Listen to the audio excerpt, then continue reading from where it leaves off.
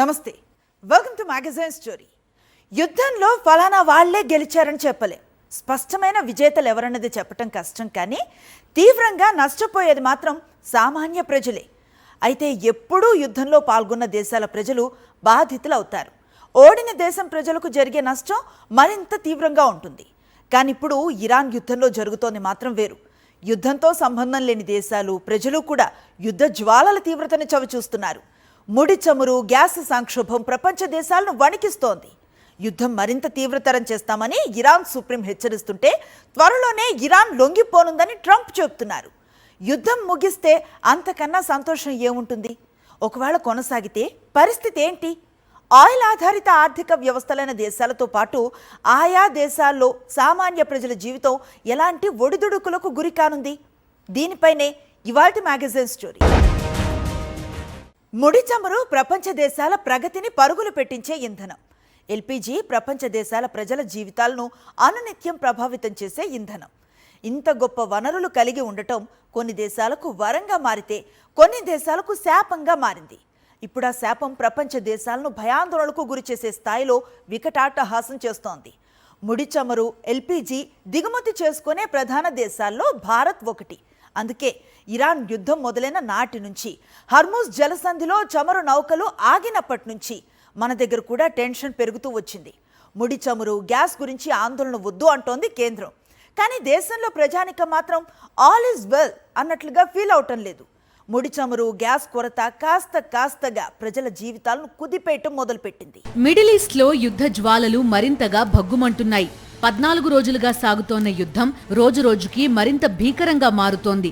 దాడులు, ప్రతిదాడులతో వెస్టేషియా అంతా అట్టుడికిపోతోంది. Dubai, యుఏఈపై Iran వరుస దాడులకు దిగితే టెహ్రాన్పై భారీ దాడులు చేసింది ఇజ్రాయెల్. ఇరాన్ కొత్త సుప్రీం మొజ్దాబాని వదలబోమని నెతన్యాహు హెచ్చరిస్తే తమకు ముప్పుగా మారిన శక్తులపై ప్రతీకారం తీర్చుకుంటామని మొజ్దాబా వార్నింగ్ ఇచ్చారు. మరోవైపు ఇజ్రాయెల్పై దాడులు ఉధృతం చేసింది ఇరాన్. టెల్ అవీవ్ పై హైపర్ మిసైల్స్ తో విరుచుకుపడుతోంది. సైరన్ల మోతతో టెల్ అవీవ్ హోరెత్తిపోతోంది.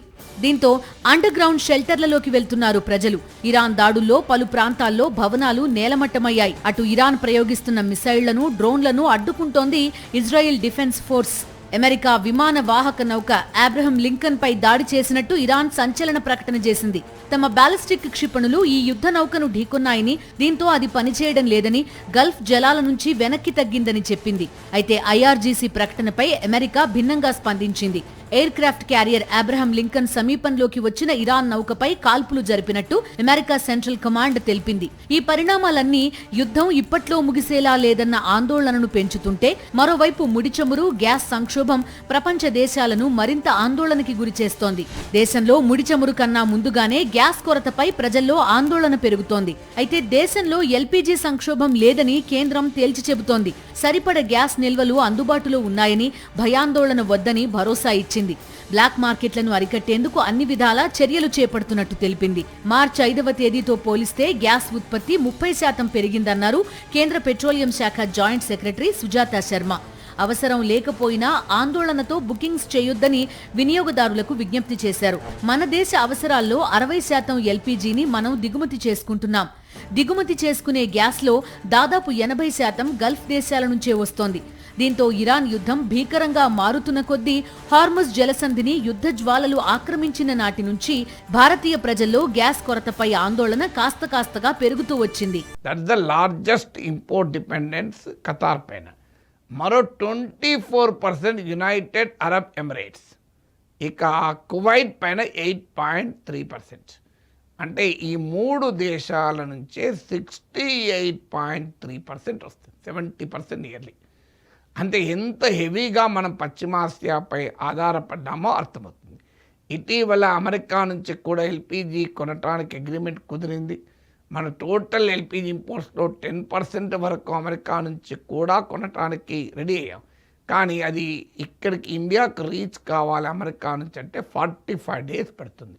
అదే వెస్ట్ ఏషియా అయితే చాలా సమీపంలో ఉంటుంది కనుక, అందువల్ల డైవర్సిఫై చేసుకోకపోవడం ఏ రకంగా నష్టాన్ని కలిగిస్తుంది అలా వెస్ట్ ఏషియా క్రైసిస్లోకి వచ్చే వరకు.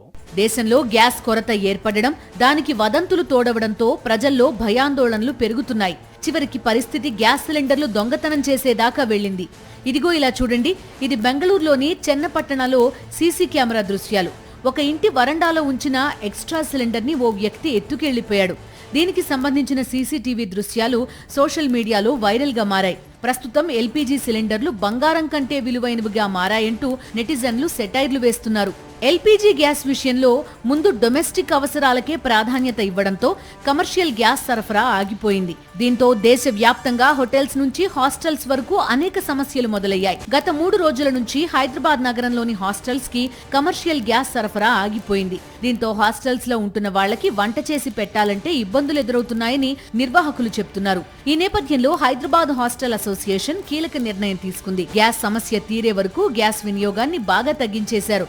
గ్యాస్ కొరత వల్ల నగరంలోని హాస్టల్స్ అన్నింటిలో టీ, కాఫీ, చపాతీ, దోశ, పూరి, ఇడ్లీ వంటి వంటల్ని వండడం కట్ చేశారు. ఎక్స్ట్రా ఫుడ్ ఐటమ్స్ కుక్ చేయకుండా బేసిక్ మీల్స్ మాత్రమే వండుతున్నారు.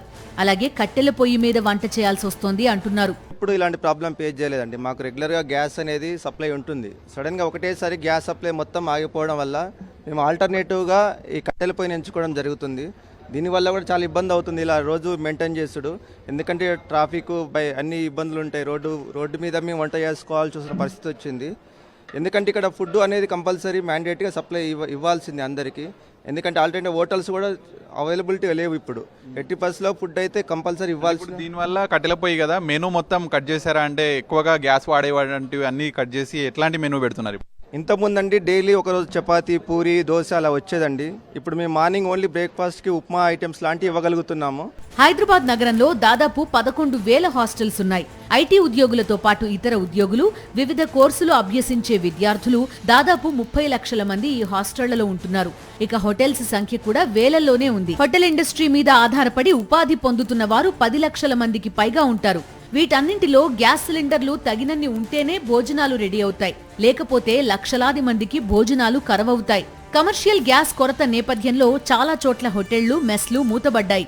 ఈ నేపథ్యంలో ప్రభుత్వ పరంగా సమీక్ష చేస్తామని మంత్రి ఉత్తమ్ కుమార్ రెడ్డి అన్నారు. దేశంలో ఎల్పీజీ లభ్యతపై భయాందోళనలు సృష్టిస్తున్న వారిపై ప్రధానమంత్రి నరేంద్ర మోదీ తీవ్రస్థాయిలో విరుచుకుపడ్డారు. వారు దేశానికి తీవ్ర నష్టం కలిగిస్తున్నారని ఆగ్రహం వ్యక్తం చేశారు. ప్రస్తుత సంక్షోభంలో కొందరు వ్యక్తులు బ్లాక్ మార్కెటింగ్ కి పాల్పడుతున్నారని, అలాంటి వారిపై కఠిన చర్యలు తీసుకోవాలని రాష్ట్ర ప్రభుత్వాలకు స్పష్టం చేశారు. ఆతిథ్య, రెస్టారెంట్ రంగాల్లో బయోమాస్, బొగ్గు తదితర ప్రత్యామ్నాయ ఇంధనాలను వినియోగించుకునేందుకు ఓ నెల రోజుల పాటు అనుమతి ఇవ్వాలని పర్యావరణ సంస్థలను కోరినట్టు కేంద్రం చెప్తోంది. అయితే ఇప్పటికే నగరాలు, పట్టణాల్లో హోటల్ ఇండస్ట్రీలో గ్యాస్ కొరత స్థాయిని దాటి సంక్షోభం స్థాయిని అందుకుంటోంది. ఇక దేశవ్యాప్తంగా డొమెస్టిక్ గ్యాస్ విషయంలో కొరత రానివ్వమని కేంద్రం బలంగా చెప్తున్నా ప్రజల్లో పెరుగుతున్న ఆందోళన వాళ్లని గ్యాస్ ఏజెన్సీల ముందుకు తీసుకొచ్చేస్తోంది. దీంతో దేశంలోని గ్యాస్ ఏజెన్సీల ముందు వినియోగదారులు బారులు తీరుతున్నారు. సాధారణ ప్రజల వాడుక భాషలో గ్యాస్ అంటే విషయం ఏమీ లేదని, గ్యాస్ కొట్టడం అంటే అబద్ధం అని, అభూత కల్పన అని. కానీ అదే ప్రజల జీవితాల్లో గ్యాస్కి ఉన్న ప్రాధాన్యత అంతా ఇంత కాదు. ఇప్పుడు ఆ ఎల్పీజీ కొరత భారతీయుల్లో టెన్షన్ పెంచుతోంది. నిన్న మొన్నటి దాకా 2 బర్నర్ స్టవ్ ఉన్న వాళ్ళు 3 బర్నర్ స్టవ్ కొనుక్కుంటే బాగుంటుందని ఆలోచించేవాళ్ళు. 3 బర్నర్ స్టవ్ ఉన్న వాళ్ళు 4 బర్నర్ స్టవ్ కొనుక్కుంటే బాగుంటుందని అనుకునేవాళ్ళు. ఇప్పుడు ఎల్పీజీకి కొరత పెరుగుతుందన్న వార్తలు వేగంగా షికారు చేస్తూ ఉండటంతో సొమ్ములున్న వాళ్ళు ఇండక్షన్ స్టవ్ వైపు చూస్తూ ఉంటే సామాన్యులు కట్టెల పొయ్యి సెట్ చేసుకునే పనులు పడ్డారు.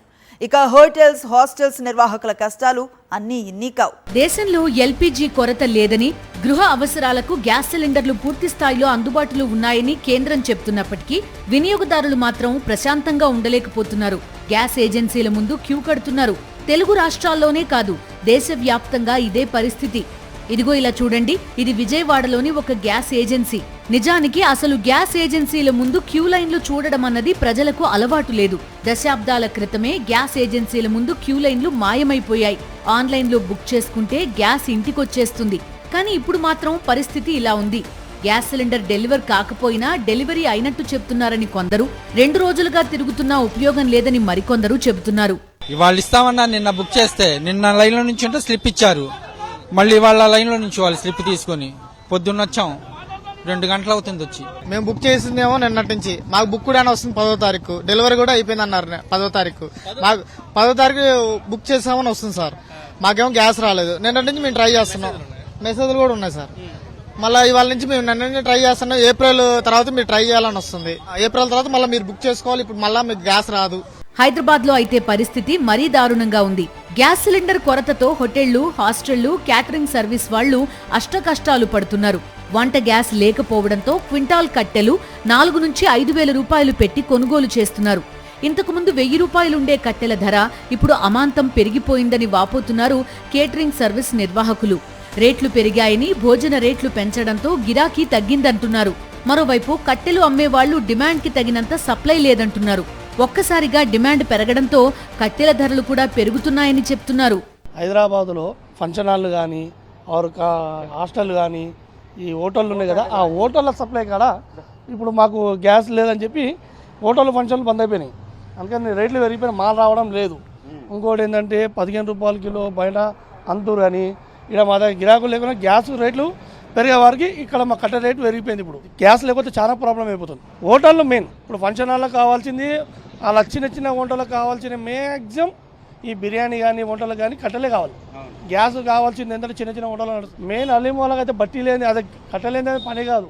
ఇప్పుడు దానికి షార్టేజ్ అయిపోతుంది, మాకు షార్టేజ్ అయిపోతుంది. మెయిన్ పెద్ద హోటల్స్ ఉన్నాయి, ఆ హోటళ్ళకి లేదు. నిన్న నేను పంపించాను, దాదాపు ఒక 30 క్వింటాల మాల్ పంపించాను. ఎంతైనా పర్వాలేదని తీసుకుపోతాకు వచ్చాను.